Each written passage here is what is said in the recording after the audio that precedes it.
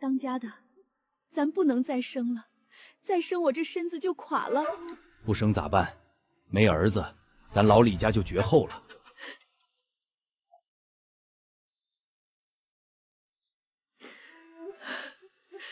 走吧，赶紧走，别让我看见。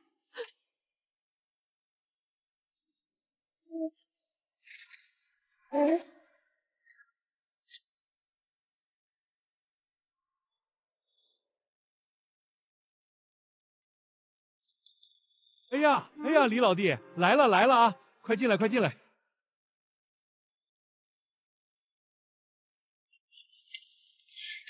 这就是。给。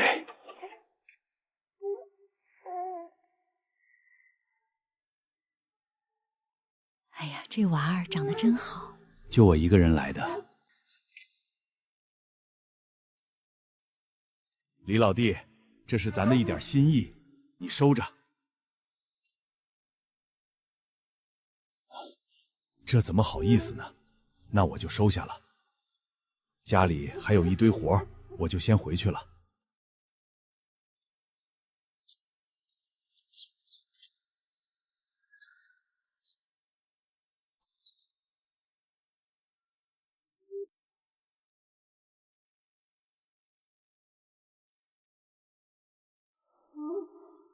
这孩子，他妈也不给收拾收拾。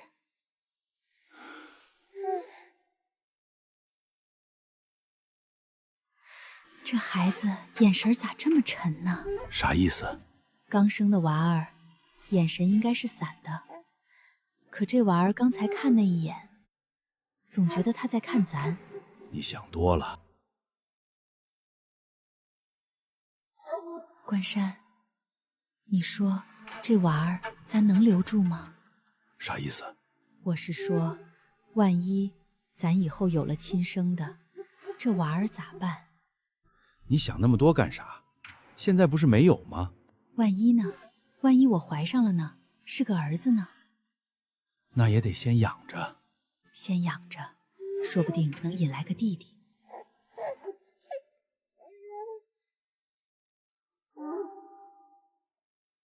这屋里冷，明儿个得生个炉子。今儿个是寒露，就叫寒露吧。寒露，行，就叫寒露，赵寒露。他想起李振离去时决绝的背影，想起崔亚茹的话，更想起方才的承诺。无论将来如何，此刻我定要好好待他。他浑然不知，命运早已被安排。他一生的苦难便始于这个寒露的黄昏，这场看似平常的相遇。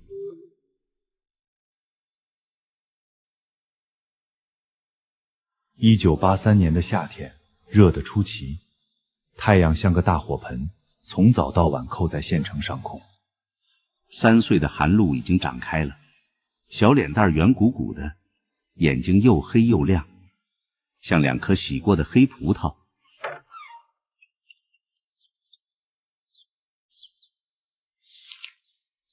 妈妈，我想冰棍儿。想得美，哪有钱买冰？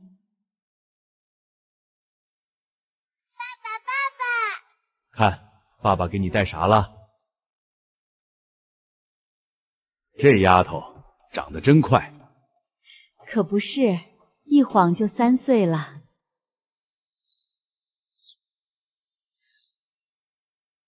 妈妈，妈妈，妈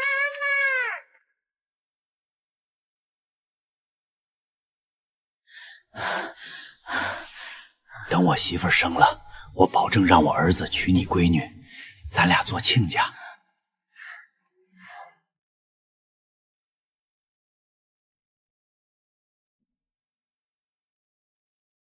你一直在这儿？咋了？吃坏肚子了？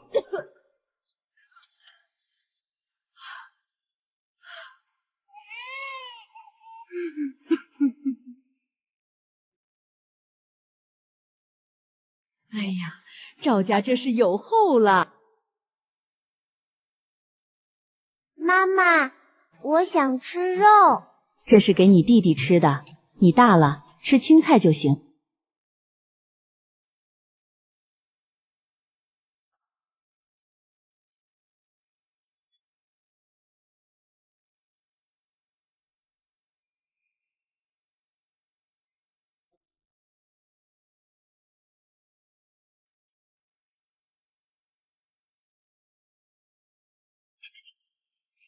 是不是你偷的？说。是。小贼，偷到我头上了，我让你偷。他跪在那儿，一动不动，像一尊小小的雪雕。他不知道，这才刚刚开始，更大的苦难还在后面等着他。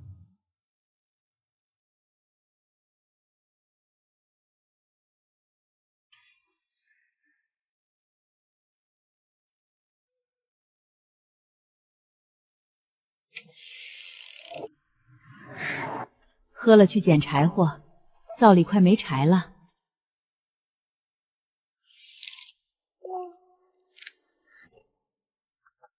筐是荆条编的，比他还高。筐底磕着他的脚后跟，走一步磕一下。枝条是湿的，沾着露水，手一握，凉意往骨头里钻。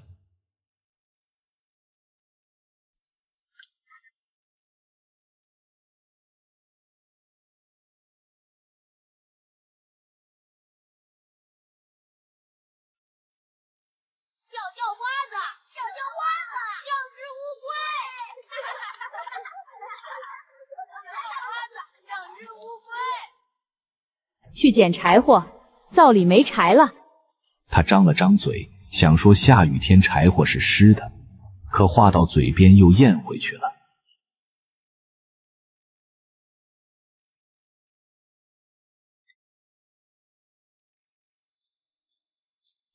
手冻僵了，弯不过来。他把手指放在嘴边哈气，气是热的，手是凉的。他趴在泥地上，膝盖磕在石头上，散落的枝条沾了泥，滑得抓不住。这就是你捡的柴火，湿成这样，怎么烧？下雨了，树枝都是湿的。你就不会找干的，就知道偷懒。他站在雨里，看着柴堆上干枯的枝条，心想，如果我也能像柴火一样被烧掉就好了。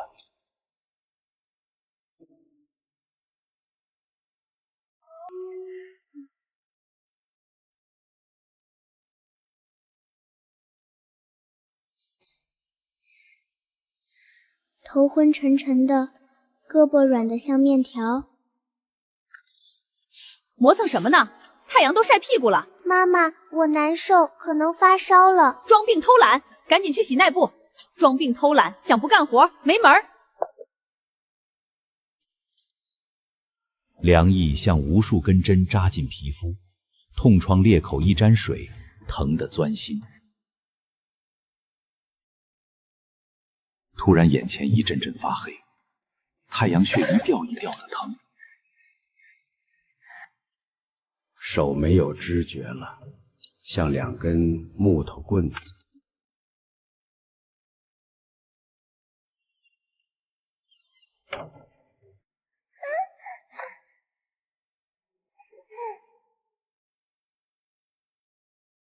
喉咙干得像塞了沙子，可胳膊抬不起来，整个人像被钉在铺板上。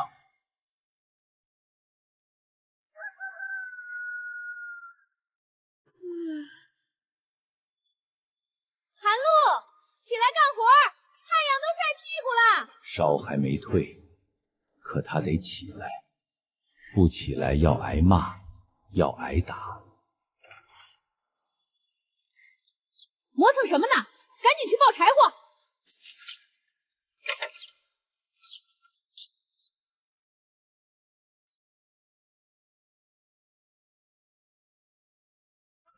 赵关山其实什么都看见了，每天下班回来，第一眼看见的就是韩露跪在院子里。又偷吃，打碎一个碗，你弟弟都摔了，他看都不看。他不接话，也不看任何人。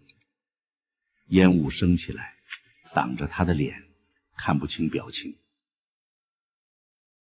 我让你偷懒，我让你偷懒，我让你偷懒，我偷懒，让你偷懒，偷懒。等外面的声音停了，他才站起来，走到门口，往外看了一眼，然后关上了门。让你不长记性，让你不长记性。他看了一会儿，然后转身出了门。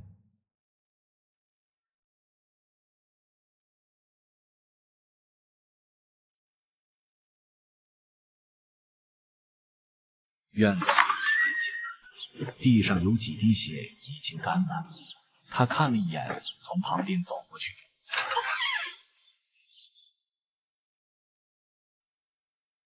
我不敢了，我再也不敢了。他盯着那扇门，盯了很久，久到脚印的边缘模糊了，心一点一点冷下去，像冬天的水在结冰。他闭着眼睛，脑子里全是那个背影，心里那一点点对父爱的渴望渐渐冷成了灰。转眼间，韩露5岁了，日子一天天过去，她长高了一点，可身上的伤从未断过。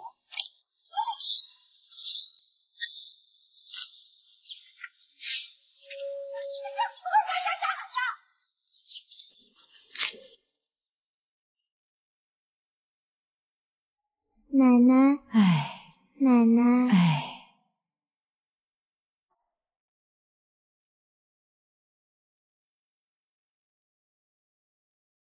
孙大娘站在那里，看着那个瘦小的背影走远。等崔亚茹进屋了，她才端着一个碗走到赵家后门。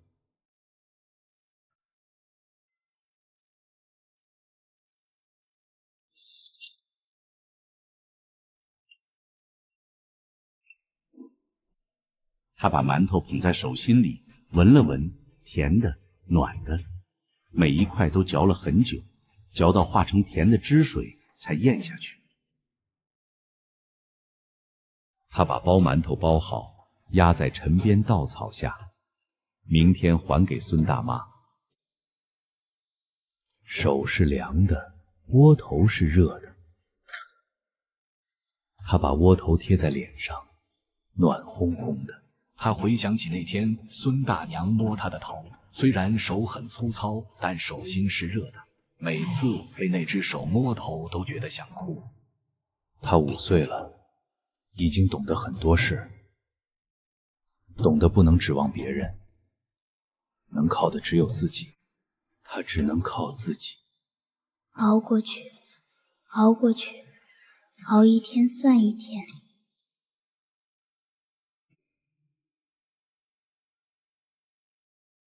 弟弟快3岁了，他越来越像杨富强。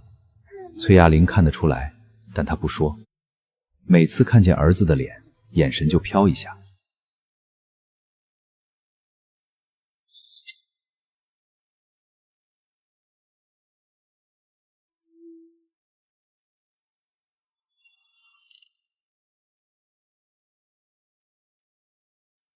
给我，不是你的，是我的。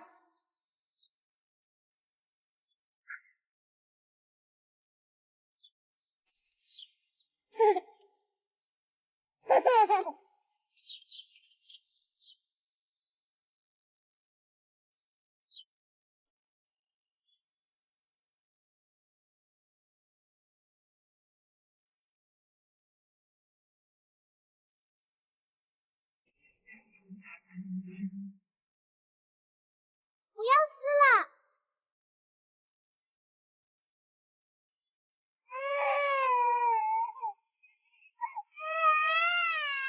他打我，抢我的书。一本书而已，又不是你的，哭什么哭？那是我的，我从垃圾堆里捡来的。收拾干净，把碎片扔了。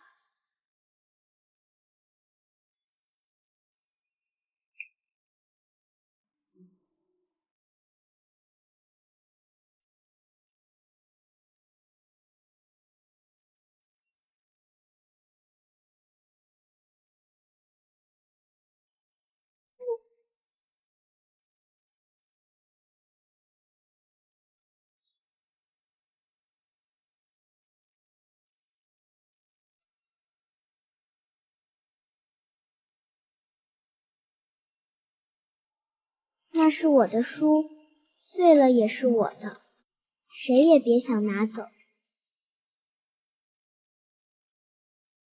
一进腊月，县城就有了年味儿。巷子里家家户户扫房、蒸馍、炸丸子，香气满街飘。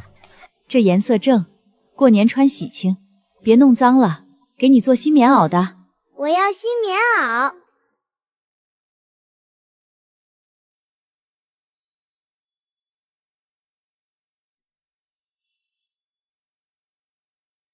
来，试试。好看。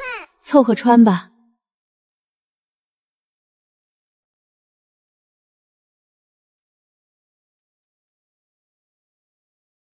他把旧棉袄放在铺上，看着一阵阵心酸。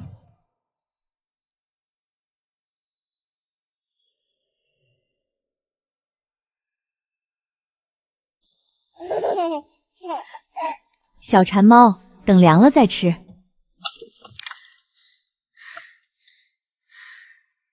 屋里的热气和香味飘过来，他看了一眼，继续劈。好吃，多吃点儿。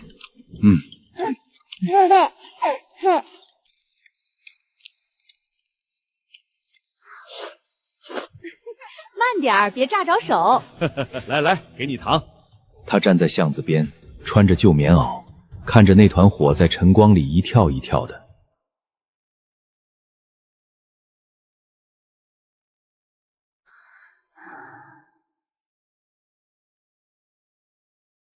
他转身进了柴房，把门关上。他盯着那几根脚趾头，红红的，像弟弟的红棉袄。他想着弟弟的新棉袄，想着那团火，眼泪从眼角滑下来。他听见老鼠的声音，假装那是鞭炮声，假装他也在过年。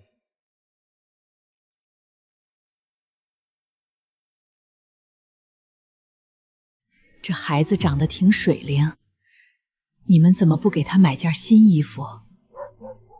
他第一次听见有人这么说的。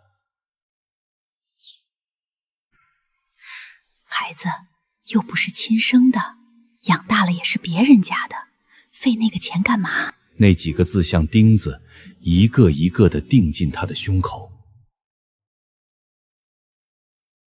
他站在院子里，看着那扇门，看了很久。他记得小时候，崔亚茹给他做过一件白底红花的新衣，宛若落满花瓣。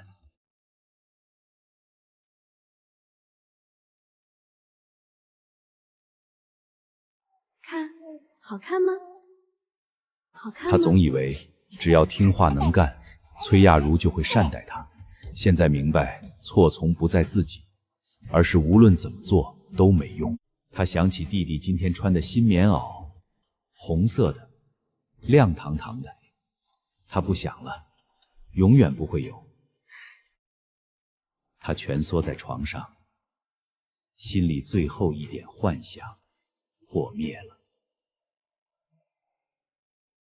从今天起，他不会再问了，不是亲生的，养大了也是别人家的，费那个钱干嘛？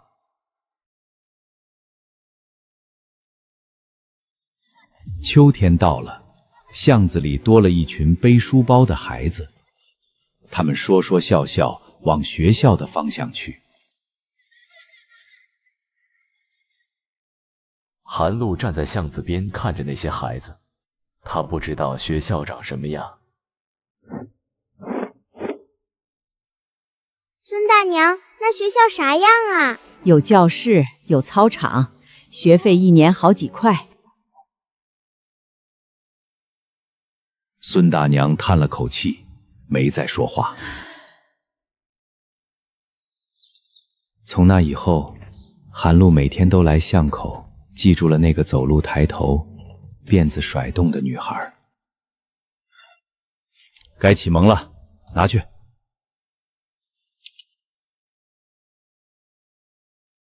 不要！韩露趁没人注意，把那本旧本捡了起来，藏在枕头底下。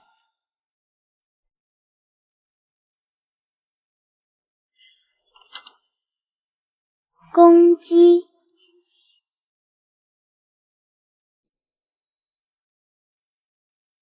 妈妈，我能上学吗？哼，上学？你配吗？在家干活。他用手指在墙上写“公鸡”，写了10几遍，写到手指磨破了。总有一天，我要上学，要离开这个家。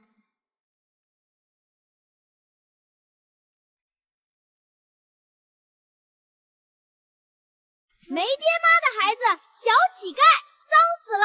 别跑啊，小乞丐！小乞丐，别跑，别跑！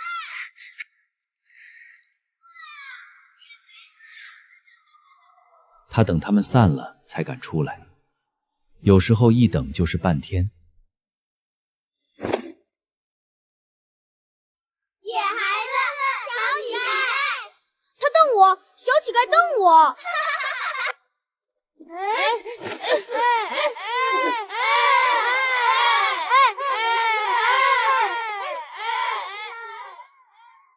走了，没意思。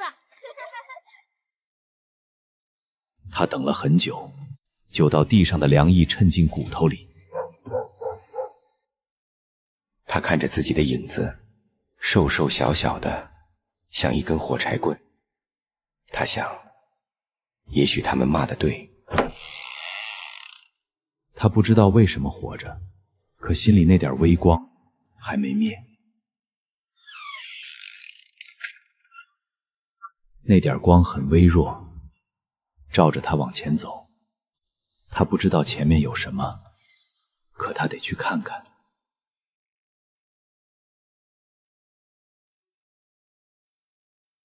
野孩子，捡什么捡？这是你捡的地方吗？你这个小不点儿，还想跟我们斗？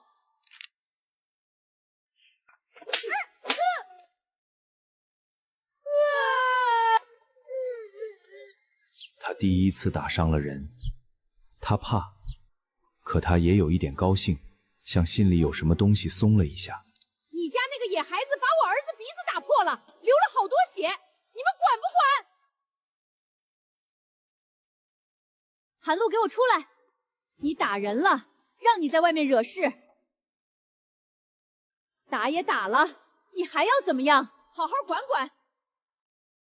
让你在外面惹事儿，你打人了，我管不了你了，我管不了你了。他不在乎了，他只在乎一件事：大军怕他了，看见他就绕道走。其他孩子神色巨变，嘲笑转为恐惧。他知晓，唯有强硬才能使人畏缩。他笑了，这是他第一次笑，只因他懂了，凶狠便无人再欺。他不惧疼痛，只怕欺凌。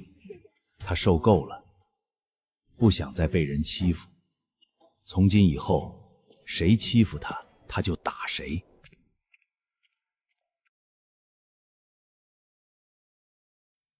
县城东边有一座老石桥，底下有一个桥洞，他跑过去躲雨。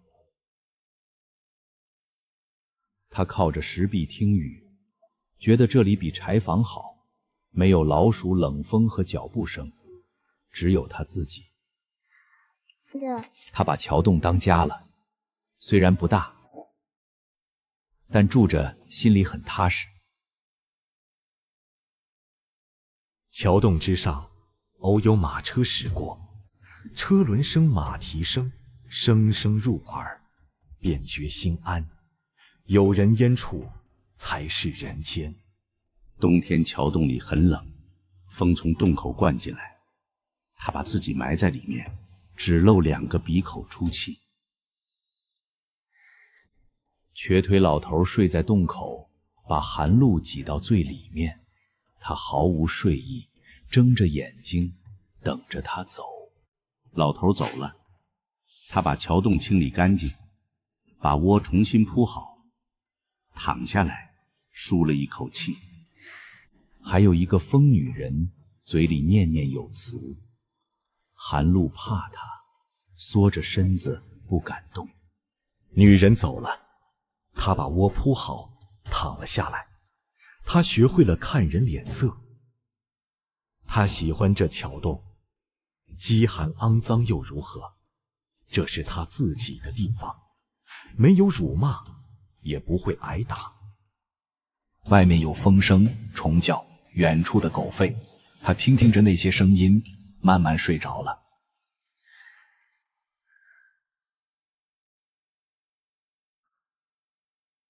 他蹲在垃圾堆旁边，将饭盒里残余的汤橙汁喝干净，格外珍惜每一点食物。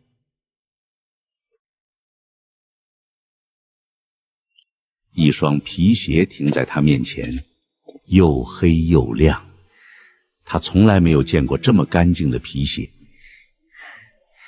一个男人站在他面前，他穿着中山装，头发花白，眼神很温和。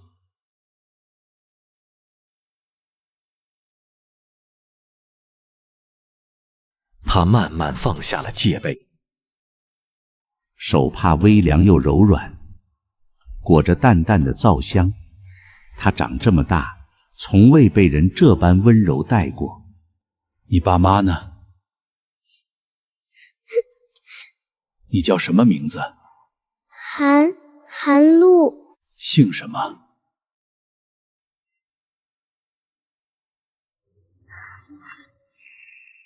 吃吧，拿着。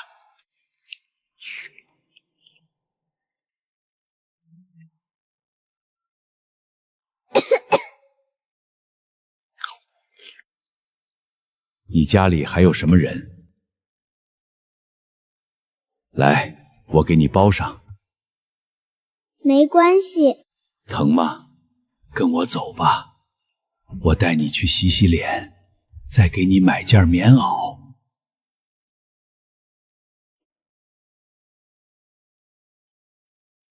他看出了韩露的心思，转身离开了。他不知道他是谁，为什么要对他好？他只知道明天还要来这里，但怕他再也不会出现。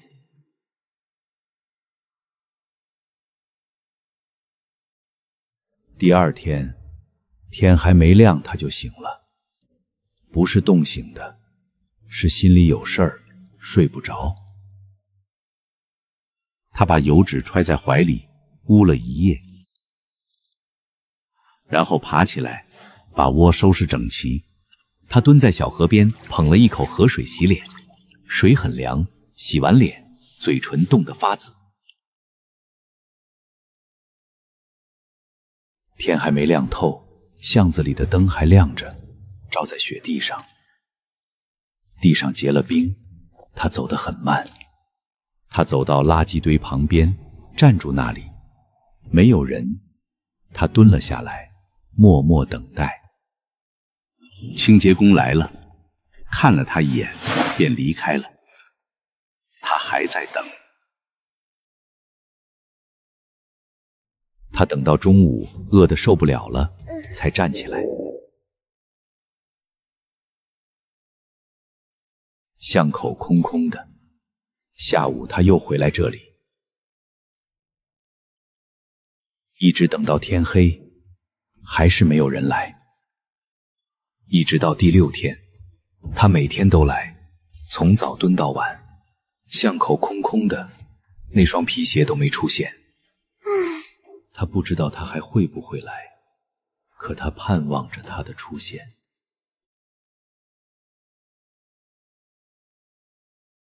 韩青山回到县时，天已经黑了。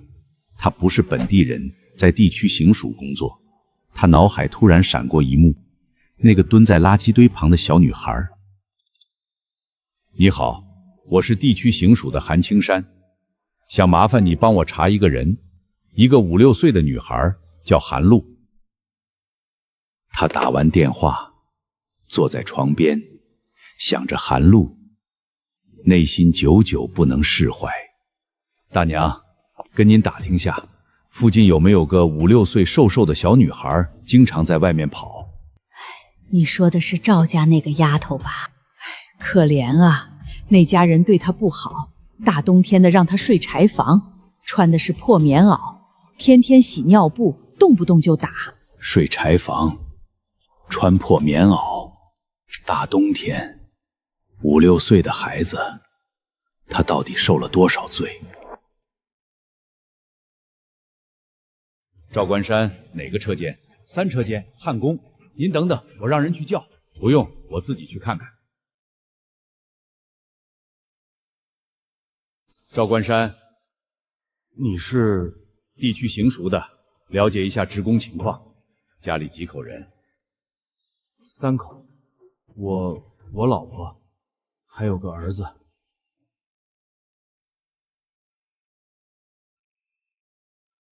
师傅，赵关山在厂里表现怎么样？还行吧，就是蔫儿，老婆厉害，还有个抱养的女儿，挺可怜的。赵关山说家里3口，可那个女儿他根本不认，就像路边的野草，无人过问。韩主任，那孩子在县孤儿院，他养父母明确表示不要他了。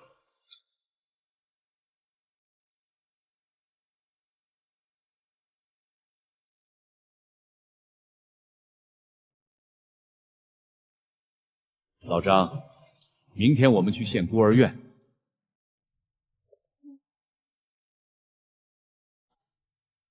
老赵，厂长叫你。有人反映你虐待养女，免去你办公室副主任职务，调到3车间当工人。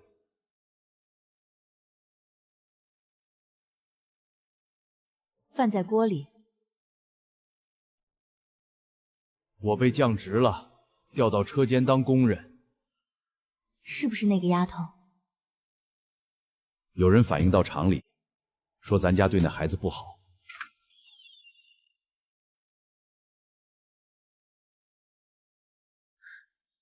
他哪儿去了？把他找回来！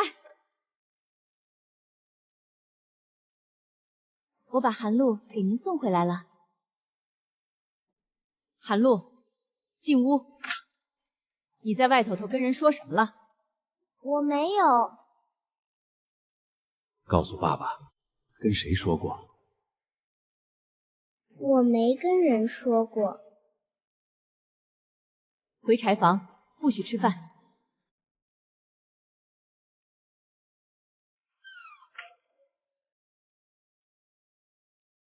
他把油纸放在胸口，心里那点光没有灭。那光是在看见他的那一刻，自己亮起来的，亮了就不会灭了。去上学吧，看什么看？让你去就去，别在家碍眼。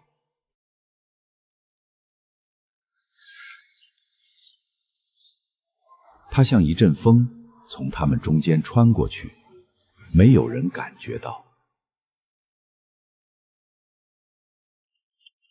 几岁了？6岁。姓什么？明天早上8点带着被褥过来。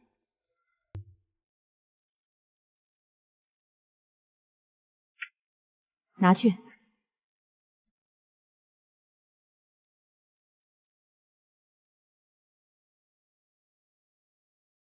等我会写字了，一定要写封信给他，谢谢他。他用手在地上画，横、竖、撇、捺，画了1排又一排。坐那儿。同学们，今天我们学拼音 a o e。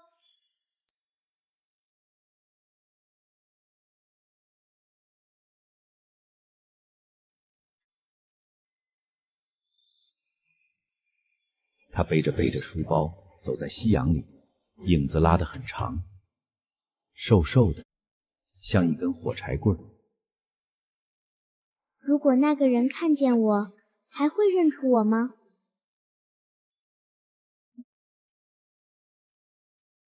韩露成了班上最认真的学生，他不会别的，只会坐在那里，眼睛盯着黑板，耳朵竖着。他舍不得用本子，字写得很小很密，像挤在一起取暖的麻雀。太阳大，地球小，地球绕着太阳跑。嘟囔什么呢？背课文。这次考试全班最高分是韩露同学100分。要你呢。他不知道100分意味着什么，但他看见老师看着他笑。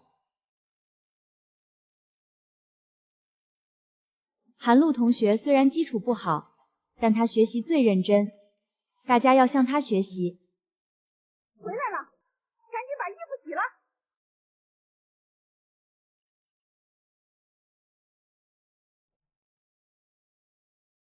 韩露，考试了吗？考了。考了多少？100。100有什么用？又不能当饭吃。同样一双手，上一秒捧着满分的荣耀，这一秒却浸在刺骨的冰水中。太阳大，地球小，地球绕着太阳跑。他带着一天的疲惫进入了梦乡。第1名，韩露。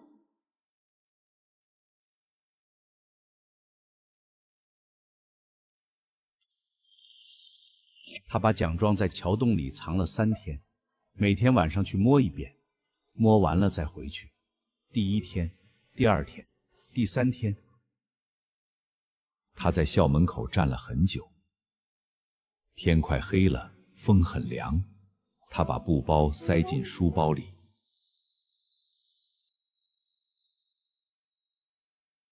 去哪儿了？这么晚才回来？去抱柴火。什么东西？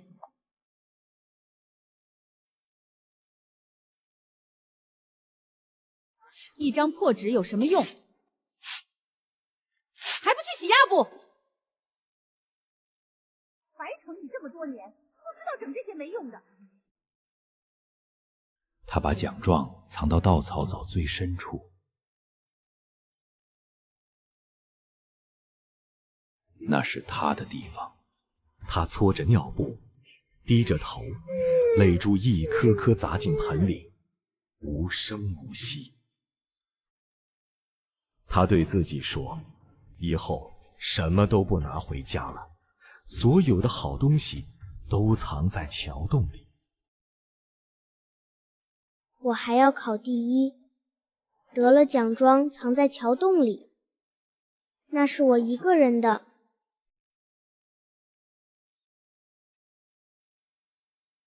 弟弟发现他在写作业，是在一个冬天的晚上。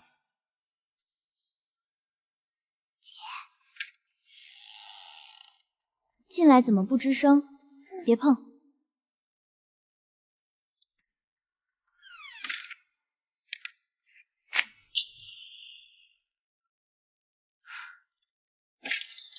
嘿嘿，嘿嘿嘿。他小心地点着蜡烛，护着火苗，写得很快，怕弟弟再来。第2天放学，他没有直接回去，先到桥洞里把作业写完。你的书呢？藏哪儿了？明天别去上学了，在家干活。第二天早上，天还没亮，他便起身，背着空书包走出院门。他来到桥洞，把书本放进书包，早早地来到学校门口等待。韩露，你来回答。你昨晚没睡好？坐下吧，上课别走神。他把今天学的课文背了一遍，站起来走出教室。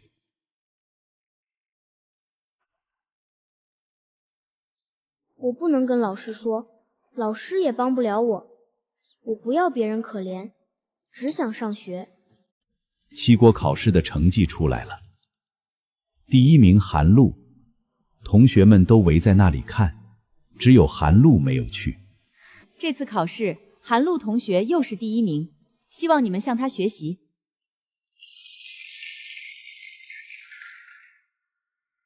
有什么了不起的？听说他家境很贫寒。就是，你看他穿的。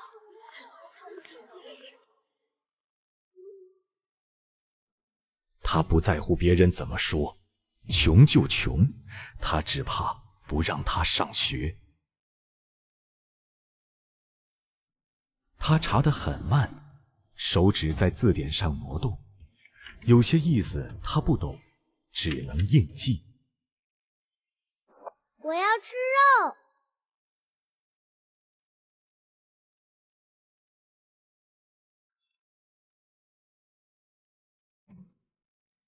等到夜深了，他才偷偷来到桥洞写作业。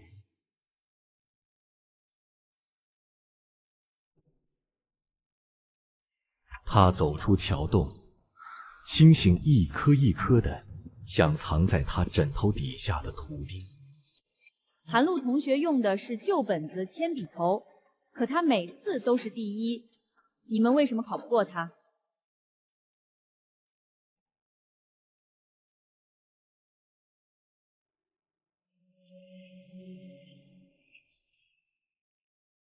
他低着头继续走着。他走进桥洞，写完作业，然后背着空书包回家。明天还要考试，还要洗尿布，日子还要一天天熬下去。他蹲下身，默默将手伸进冷水盆里。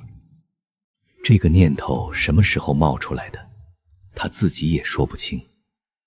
也许是在柴房里冻得睡不着的那天晚上，也许是崔亚茹把他的奖状撕成2半的那一刻。他像墙缝里的草籽，不知道什么时候发了芽。他早已不想在这个家待了。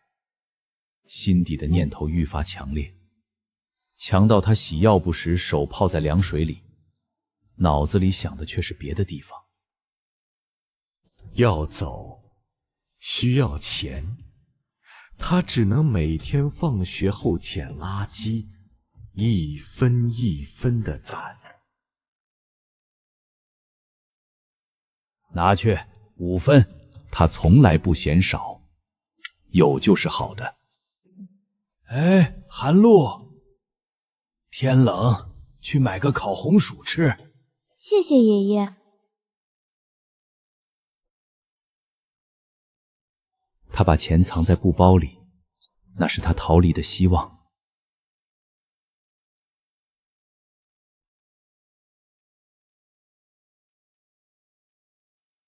哪儿来的？捡垃圾换的。上交。布包里的钱没被发现，他松了一口气，从那以后便更加小心了。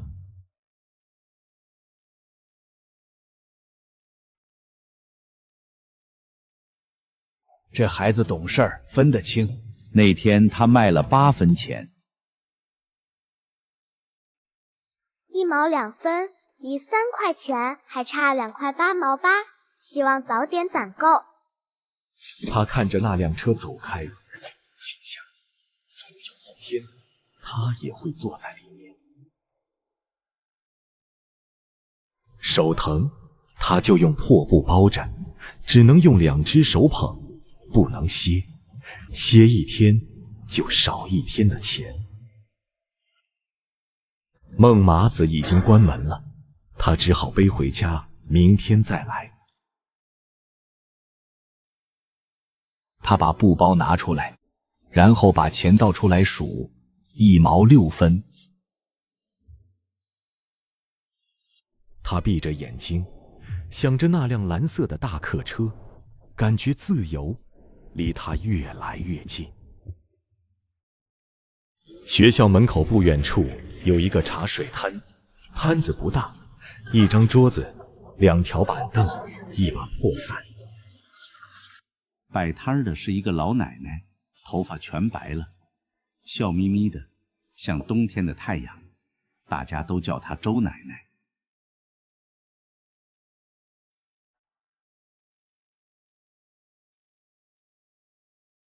孩子，你怎么不回家喝杯茶吧？不要钱。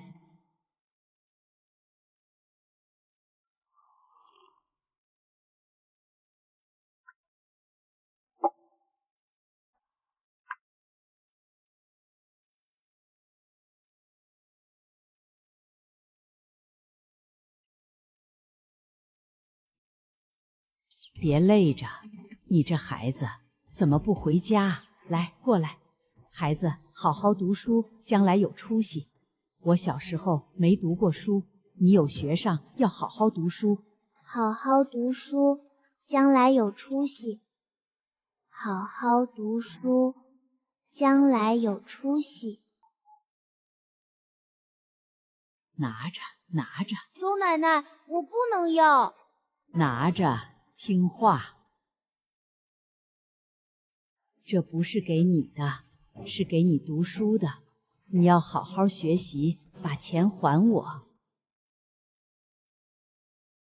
他从没拿过1块钱，攒了半年才攒了3毛多，这1块钱够他买10本本子。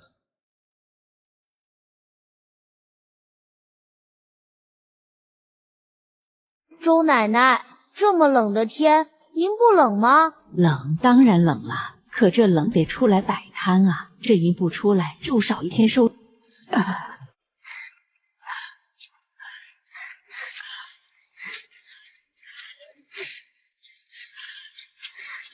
到了，来，过来，拿着，路上吃。他闭着眼，浅浅一笑。茶虽普通，却是暖的，有这份温热就够了。你看赵家那个小子像不像杨富强？你这么一说，还真是。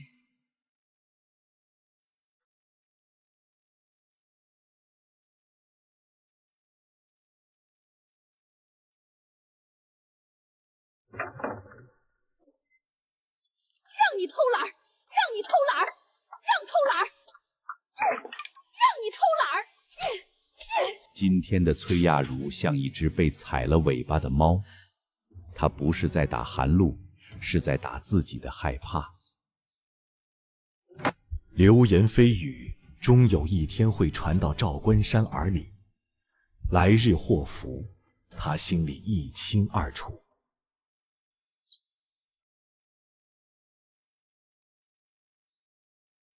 就是那个丫头抱来的。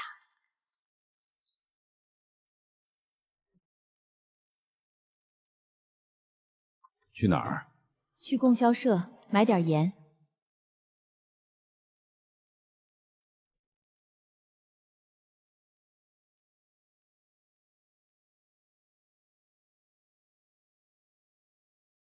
我家这口子常来。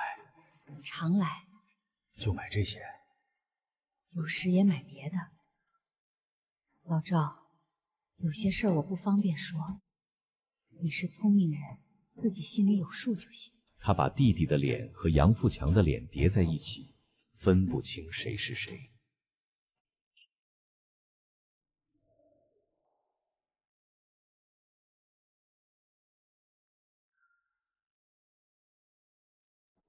怎么了？累。他觉得他变了，浑身绷着，像一根拉到极限的绳子，随时会断。两个人像住在同一个屋檐下的陌生人。爸今天没上班，你爸今天没上班，在家修墙。爸是不是知道了？我不知道。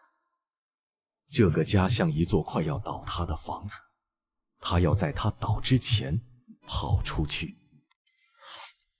明天出差去省城3天。你不是调车间了吗？厂里派去学习。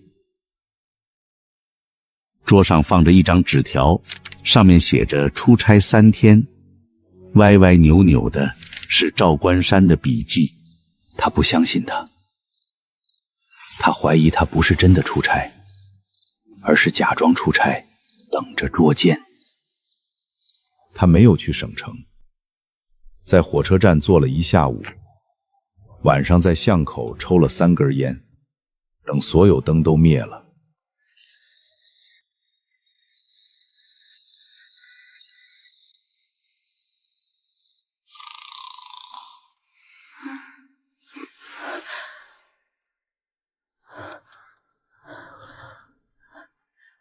有人。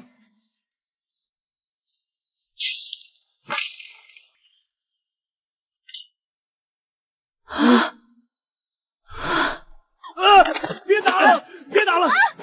别打了！别打了！关山，你听我说！竟敢动我的人！竟敢动我！动我的人！竟敢动我的人！别打了！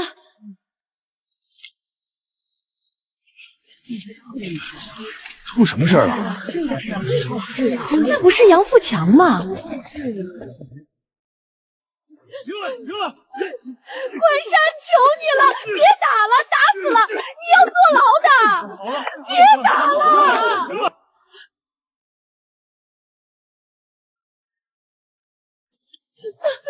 光宗是不是我的？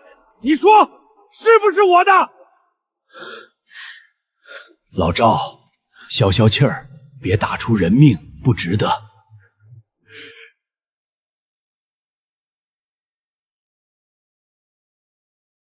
两个人像2尊石像，被钉在那个院子里。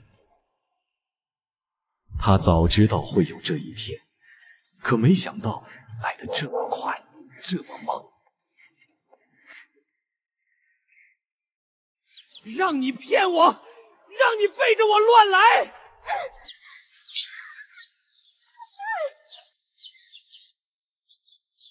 都是你，滚！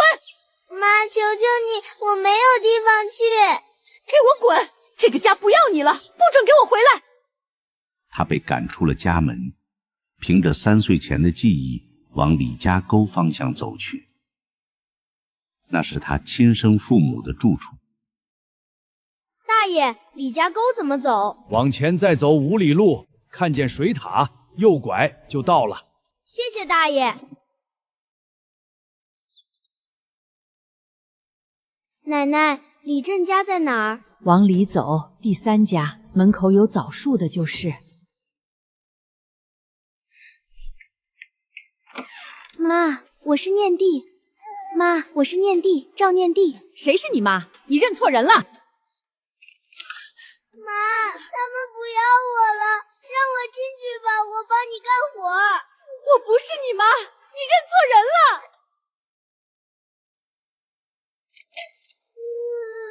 谁呀？没谁，走错门的。孩子，你去哪儿？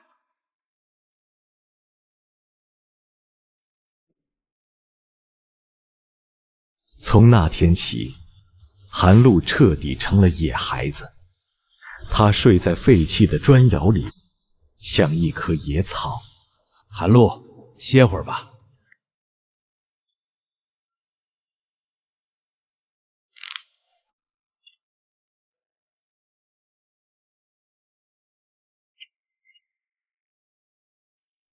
你是哪家的？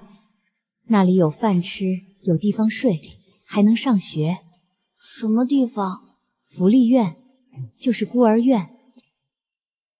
丫头，你的馒头。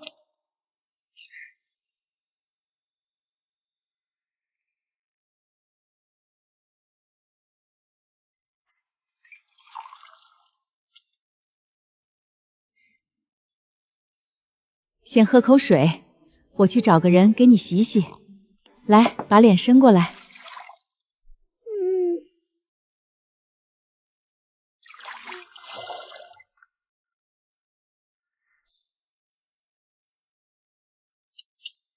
吃吧。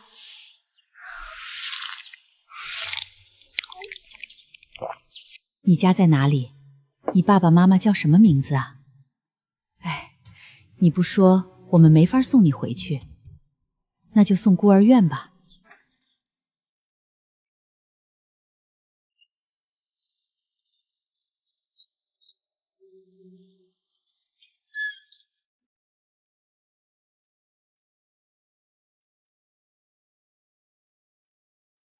跟我来吧。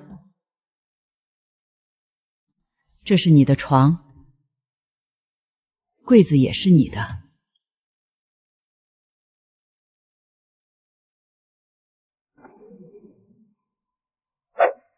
看什么看？新来的要上供，懂不懂？啊！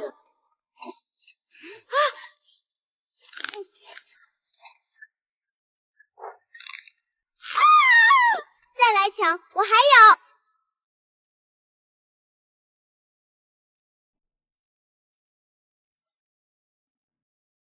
明天去报到，别迟到。他走过那条熟悉的巷口，石狮子下还有他藏的布包，他没有去掏，只是看了一眼。同学们，今天我们来学新课。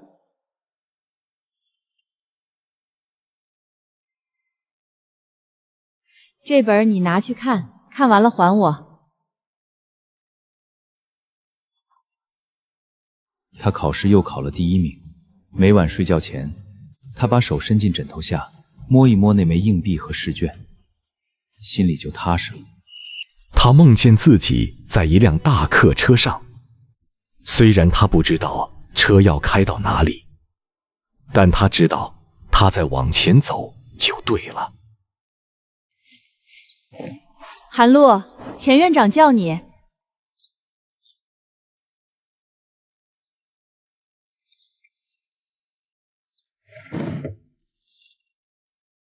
有人匿名资助你，就是给你钱，每月有够你的学费和生活费。谁会资助他？他只认识那个穿中山装的男人，是他吗？原来还有人记得他，那个连他名字都不知道的人，他在心里说了很多遍谢谢。这个月的。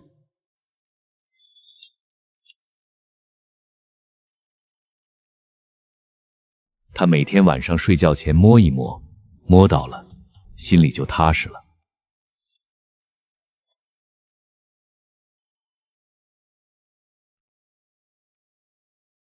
他把词典捧在手心里，像捧着一块砖，闻了闻，有油墨味儿，香香的。他不用再去翻垃圾桶了，也不用被人嘲笑了。他看得太入迷了，忘了时间，一抬头看见了一个背影。他想喊叔叔，喊不出来，眼泪涌出来了。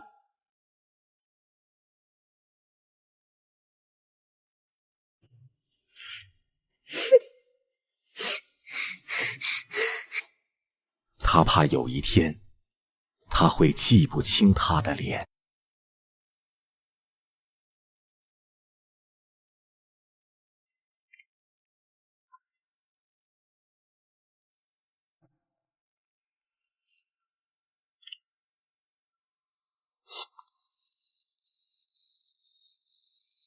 怎么这么晚才回来？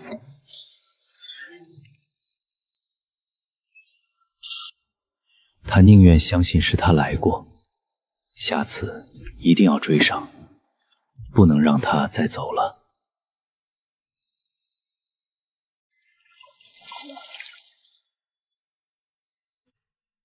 他哭了一夜，眼睛肿得像按在一团湿棉花上。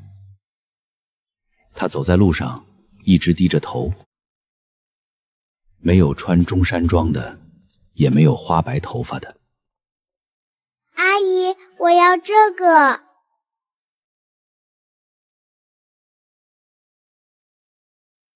这个，拿一本。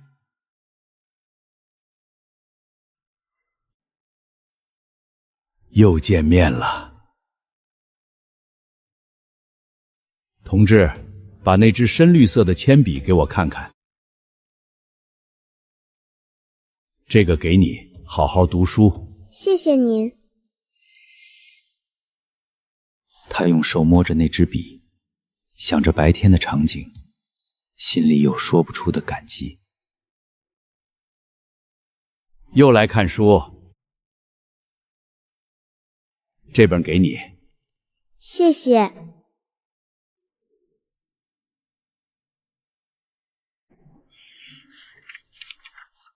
这段写得好。学习怎么样？第1名。好，继续努力。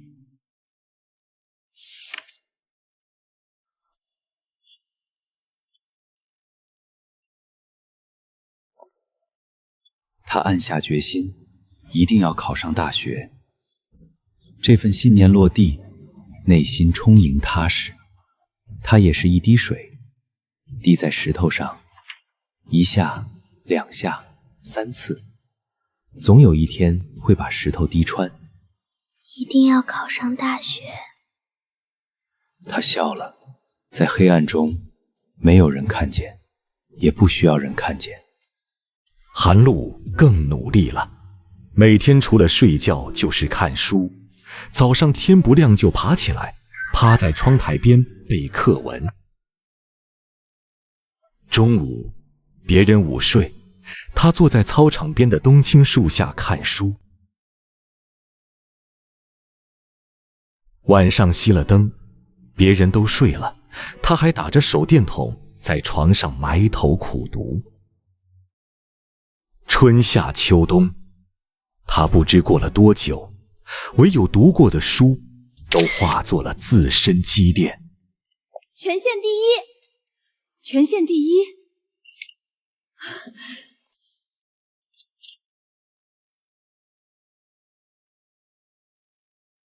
给，拿着。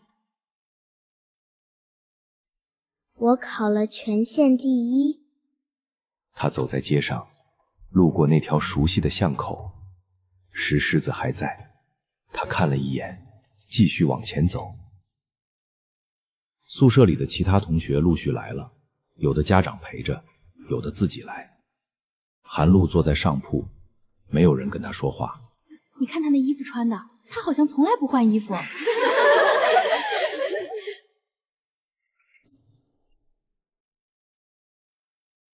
韩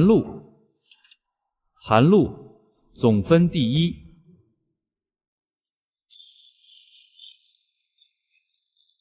他把每一道错题都抄下来，反复做，直到做对为止。